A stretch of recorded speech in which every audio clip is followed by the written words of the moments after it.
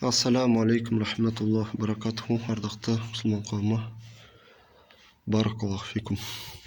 Біз екінші бөлімін бастап жатырмыз, Аллахтың мейірімділігімен. Екінші бөлімінде айтылатын нәрселер бар. Қақпаның листтерін қоямыз, әрқайсының өзінің орнына листтерін қоямыз. Және қапталдарында тірегіш стойкілерден тұрады бұлар, яғни қазір көрсетейін.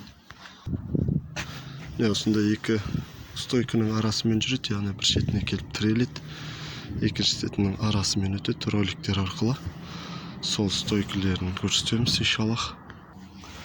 Және есіктің өзінде болатын замоктары болады, ілгіштері болады, яғни ішінен сыртынан іліп алатын ілгіштері болады. Қазір оны да көрсетейін.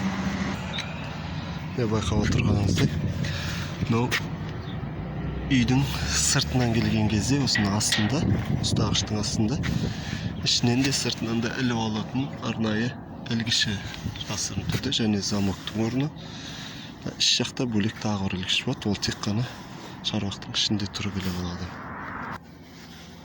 Ең бірінші замоктың орнына келетін болсақ, замокты аламыз. Замоктың енін өлшейміз, қойғаннан кейін екі шетінен сызамыз. Мына шетінен астында жатқан темірге сызамыз.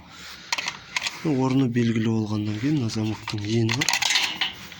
Ені. Осы енінің өлшеміндей қылып, осы екі жерге сызамыз. Ұзынын. Угломерді пайдалану арқылы сызамыз.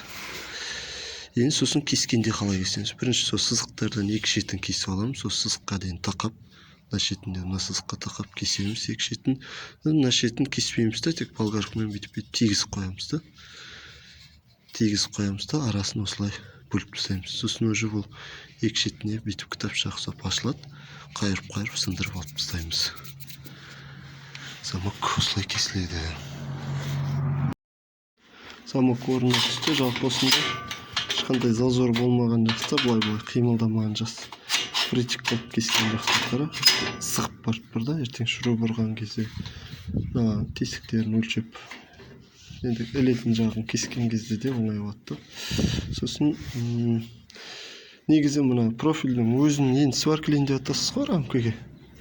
Бізде айттық қой, бөлек сваркілейміз деп. Сол кезде кесіп алған жақсы, оны алдың бірінші бөлігінде айтқан болатым. Соны ескерерсіздер, бізде ол ұмытылып кетіп, мынандай күйінде кестік, мынандай күйінде кескенде кететін қиындықтар. Тұрып тұрған жеріне болгаркамен кесесіз де, қиын да. Қимылдайды, етеді. Анада аяқтың астына алып кесуге оңай болады. Сосын астын кескен кезде аударасыз, соны тағы кесесіз жұмыс болады. Сосын листтің жабыстырмай тұрып кесіледі, яғни листін жабыстырғаннан кейін болгарка дұрыс бармайды, қиын болады да. Былай қиғаштап кескен кезде де листке тірек болады, сондай қиындықтар бар. Сол себептен листін қоймай тұрып замоктың орнын кесеміз. Енді листтерін орнына қойып бастаймыз. Аллах нәсіп етсе. Баракаллаху фикум. Бірінші листті қойып бастап жатырмыз. Айтып өткендей, листтер нақтан келген профилдің жартысын алып жатады, және нақтан келген сол профилдің жартысына отырады. Өйтіп орнына қойып аламыз да, мынандай рогашпен қысамыз. Рогаш бар, соны бүйтіп ары қарай қайырып отырып қысып, қолды астынан алып келіп астынан приходтаймыз. Мына жерде приходтамыз бар.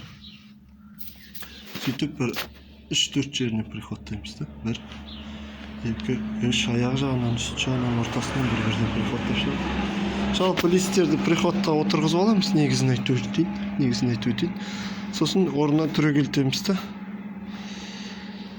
Тұрғызғаннан кейін осылай жан-жағынан тіреу беріп, приходтап, тұрып тұрған жерінен приходтаймыз. Себебі жатқан күйінде ол салмақпен жерге басып отыр ғой. Оның үстіне приходтармен ол уже бел беріп майысуы мүмкін да, осындай жерлер. Тұрып тұрса, ол уже негізі әуелден сол жүйемен істеп жүр, солай кетіп қалған. Жалпы сол тұрғызып қойып дәнекерлеудің себебі сол шығар деп ойлаймын да, тігінен қойып сваркілеудің. Әрі оңай болады, әрі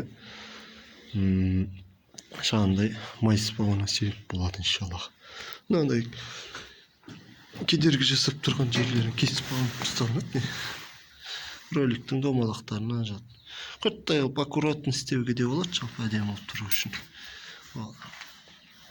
Сосын мына жерлері кесіледі. Бәрін түсіндірем, Аллах насip етсе. Мына топсаң орнына да кедергі жасайтын жерлер бар. Жай келе береміз иншалла. Листі қойып жатқан кезде осындай приходтан қалған жаман шлактар қалмаған жақсы от листке. Мына профильге әбден жабысқан жақсы от. Жермен жексен болып. Міне осындай приходтар бар, көтеріп қалады да листі. Сосын лист приходтағанда сварка профильге қарай тартып майыстыр жіберетін. Мына жерлерде де бар. Ешқандай даже шаң қалмаған жақсы. Мына жерлерде шаңдар жатыр. Трәпкімен сүртіп шаң қалдырмаған жақсы. Лист әбден жатса жақсы болады иншалла. Арасында шел қалмай.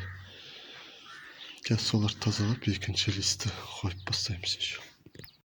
Екінші листі дәл сол жүйемен қоямыз. Үсті тегістеліп, мына үстіңгі профиль бар ғой. Сонымен теп-тегіс жату керек. Әдетте кейде тегісте жатпайды бұл егін. Бір шеті листтің өзінде де диагональ қате болуы мүмкін да, сол себепті енді қатты грубо кетіп қалмай жайлап жобалап қоясыз. Біздің кезекте алхамдулилля теп-тегіс жатыр қазір. Мына шеті 1-2 милли шығып тұрса, мына шеті 1-2 миллиметр деп отырмын. Миллиметр кіріп тұрады да ішке қарай. Сондай да сәттер болады оған, ондай иншаллах. Қатты қаралатын нәрсе емес, бірақ мына енді топсаға келетін болсақ, кешіріңіздер. Мына жер топсаның ішкі жағы сваркіленген ғой. Енді лист кішкене әлде де батуы керек. Лист жобамен тағы 3-4 миллиметр батуы керек болады. Ол мына жерде сварка тіреп тұр. Сол сварканың орнына кесіп алып тастаймыз. Міне осы сварканың орнынан бұлай сызып аламыз да. 6-7 миллиметр кесіп тастаймыз да. Сәл 1-2 милли көп кескен зиян жоқ, себебі қайтып кесіп жатпас үшін да. Болмай қалып тағы кесіп жатпас үшін. Бұда білетін нәрсе сол, мынада. Мына жерде роликтің орнын бүйтіп кесіп алып тастаймыз. Мүткіліп, сосын есікке келетін болсақ, бірінші қысқаша түсіндірейін. Қазір істегеннен кейін тез түсініп алу үшін есікте, мына есік деген енді бос тұрғасын ойнап тұрады, ішінде рамкасын ары тартсаң ары ойнайды, бері тартсаң былай ойнап тұрады. Сондықтан да сол ойнамас үшін зазорын қалдырып 4 миллиметрдей темір қыстырып қоямыз уақытша да. Кейін алынып тастаймыз, приходтамаймыз, тек өйстіп қыстырып қоямыз. Сосын оны қыстырған кезде сығып тұр, оны топса жоғарыға қарай жылжып кетеді. Енді салмақпен жоғары кетіп тұр, ана жақ қысып тұрғасын, ол салмақпен жоғары кетпес үшін шетіне де темір қыстырып қоямыз. 1,5 миллиметрлік. Енді оны бетіне шығарып қыстырмаймыз, себебі лист келіп жатады. Сондықтан да астыңғы жағынан кейін есікті ашқан кезде өзі түсіп қалатындай дәрежеде. Сосын оны есіктің лисінде де осындай кесетін орындар бар. Оларды да қазір орын-орынмен көрсете береміз иншалла. Топса тұратын орындарын ойып кестік. Ол қалай болды? Ол 3 жерінен сызып аламыз, яғни мына топса біткен жерден, ортасынан және мына шетінен де. Сосын топсаңына есіктің рамкасында қалатын жағын, есіктің рамкасында бірге қалатын жағын 2 сантиметр кесіп қайырып қоямыз. Яғни 2 шетін кесіп аламыз да, мына жерінен болгаркамен жағында із саламыз да, кесіп тастаумен із салып, өзін қайырсақ, өстіп қайырылып қанатша болып тұрады. Мына шеті, мына орны, мына шетте жаңа 5-6 сантиметр кестік дедік қой, дәл сөйтіп мына шетін солай кесеміз. Мұнда анандай білінбей тұрады. Негізі тағы листі қоятынды тағы бір айтатынды мен ешкермеппін, барот көп болып жасамағал. Есіктің листін бірінші орнатып аламыз. Есікке себебі миллиметр жақсы өлшеммен есік жатуы керек та. Мыналарда құрттай былай 1-2 миллиметр былай қимылдап кетсе, жаңағындай зазорлар қалып қойып отса, зиян жоқ болады да. Мына есік точно өлшеммен жатқан жақсы болады. Соны Жа бир эске түсүп кеткен жери. Мына шетиндеги зазор бар го, жа 5 мм калдырамыз дедик го. Сол зазор менен аркы шетинде зазор аз болуп калды. Мына шети мисалы үчүн 4 мм болсо, ар жагы 2 мм болот да. Себеби биз листти мына шеттен баштап коюп келатырып, эсикке келген кезде сол момент тап болуп калды. Сосын арасын, эки листтин арасын калгандарын такап кетебиз бири-бирине, притик тийгизип да, жабыстырып, жымдап. Мынаны кичкене бир каттай бир миллиметр тийгизбей кеткен жакшы болот. Ар жагы да солай, каттай бир миллиметр тийгизбей кеткен жакшы болот. Осундай жүйө. Және де листтерди энди мына шетине келген кезде негизи мына профилге 1,5 сантиметр мүнүп турган жакшы болот. А мына жактан келетин лист 2,5-3 сантиметр мүнүп турган жакшы болот. Себеби листтин мына рамкадан кийинки бөлүгү бар го, мындай узунчаак. Сол катты чыгып кетпеген жакшы. Эртең эсик ура уруп куттай майысуу мүмкүн да. Сондай эсиктеги шаруа сол. Енді бұл есіктің рамкасы астынан сварка бармайды, байкап атсыздар, астында зазор көп калган жок. Жагдай барынча астынан барган жакшы, енді астынан барууга тырысып да көрөбүз. Болмай жатса, мына эсиктин ичинин рамкасы бар го, мына лист сваркаленетін рамкасынын боюн сызып аламыз бүйтүп. Сызып, ошол жерде профилди бар экенин аныктоо үчүн, ошол жерде профиль бар деген метка да, мына. Сол профилде рогашпен кысып туруп, өстүп үстүнөн ойып тийсип заклепкалайбыз да. Мыналарды мисалы үчүн астынан бир аралык бар го, сол менен сварка барды да оңай. Мына уже жерде жаткасын сондай бир ситуация болуп калган жагдайда осундай үстүнөн тийсип заклепкалесек болот. Жагдай барынча астынан барып көрөм, болмаса заклепкалайбыз. Негизи заклепка унамайт да, себеби заклепкалесең кийин ордуна калып коет да.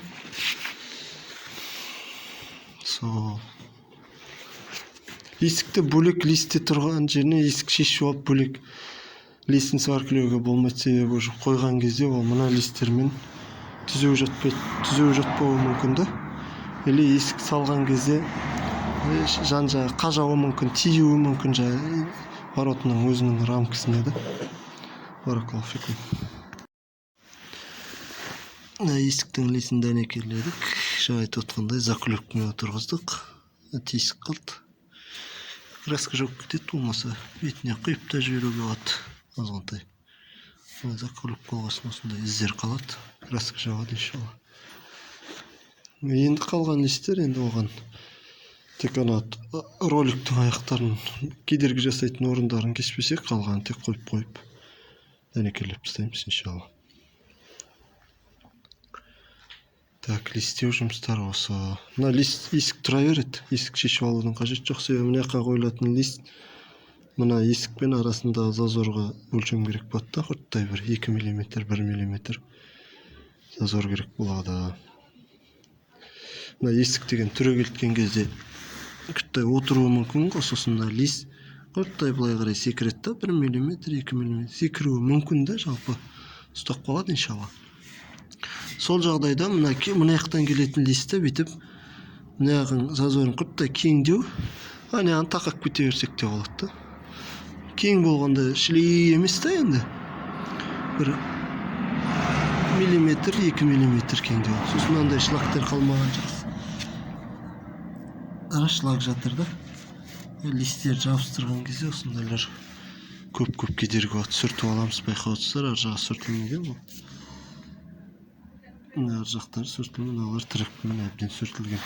Сүрту барысында осындай шлактар кездесіп қалады, оларды темірмен шұқылап алып тастаймыз. Баракаллаху фик. Қақпамыздың түгел листтерін жапсырып болдық.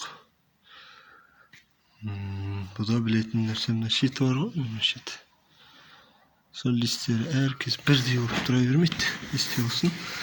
Мысалы үшін мына лист пен мына лист бірдей болып тұр, сосын профильге жатып тұр әдемі болыпты. Енді ол листі әртүрлі листтің шығуына байланысты листі салдырған кезде дүкендерде листі тиеп береді машинге. Сол кезде бүйтіп майыстырмай салу керек та листі. Екі бала екі шетінен көтеріліп белі майысып салып атады ғой кейде. Бүйтіп салдырмау керек. мына шетинен бүйтіп көтеріп алу керек та. Сол айынан тие жіберу керек та. Аккуратно тиелу керек деген сөз ғой жалпы. Майыстырмай жағдай барынша бел бергізіп. Содан басталады жалпы. Сосын кейбір листерде диагональ болмайды. Или қақпамыздың өзінің рамкасында диагональ болмайды. Ода қорқатын ештеңесі жоқ. Кей жағдайларда мынау деген тіпті 2-3 сантиметр шығып тұрады. Мынау кіріп тұрады. Или болмаса листің мына шеті кіріп тұрады да, мына шеті кішкене шығыңқы болып кетеді. Сондай жағдайлар орын алады, ол қорқынышты нәрсе емес, иншаллах. Мұндай үлкен затқа ондай кішкентай кемшіліктер біліне бермейді. Енді листі есікті шешіп алып тастай беруге болады. Чөйка көтергенде ауыр болмаса, листі шешіп алып тастаймыз да, листі ана сварочный стол тұр ғой, соның үстіне бөлек жатқызып онда рекелейміз.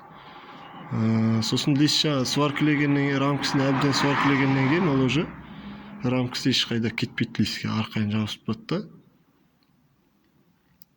Былай ойнамайды да, лист ұстақ болады деген сөз жатты, иншаллах мағына жатты. Осындай шаруа баракаллаху фикум. Ендігі істелетін шаруа листті сваркілейміз, қазір приходта тұр ғой, листті дәнекерлейміз.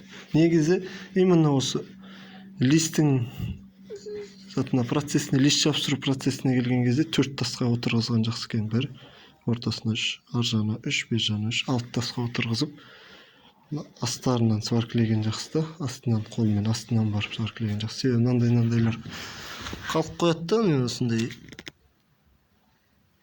осындайлар мына қапталына сваркілеген, қол бармайды астына.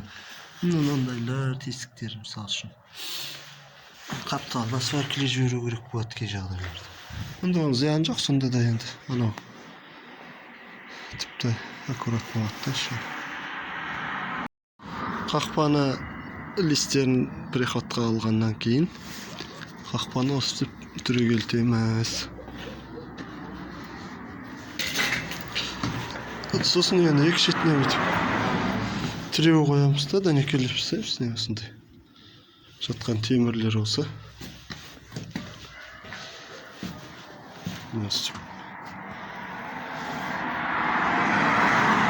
тіреуді жақсылап беру керек. Себебі қазір мына листтің ар жағынан бір адам итеріп жүреді, қолына темір алып, бер жағынан біз дәнекерлейміз іш жағынан да. Сосын астына тас қойған себебіміз астына рогаш салып қайырамыз, қожа рогаш деп атқанымыз не темір.